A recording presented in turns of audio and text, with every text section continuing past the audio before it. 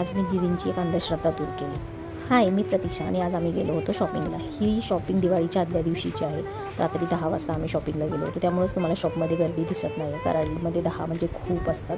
दीदींनी हे 2 dress try केले आणि त्यातले 2ही नाही घेतले, दुसरेच 2 घेतले. नंतर आम्ही गेलो होतो साडी घ्यायला. आणि मला साडी घ्यायची होती, तर मला पार्टीवेअरच घ्यायची होती. त्यामुळे मी तीच ट्राय केली, फालतूचा टाईम वेस्ट नाही केला आणि ही साडी सिलेक्ट केली. तर ही साडी तुम्हाला कशी वाटली हे कमेंट करून सांगा.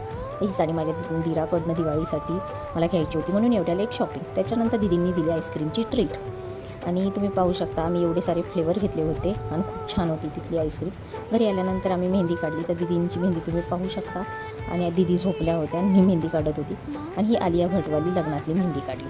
आणि दीदींची अंधश्रद्धा ही होती की ही सैयारा मूवीतील वाणीने ही मेहंदी काढली आणि तिचं लग्नच झालं नाही, लग्न मोडलं.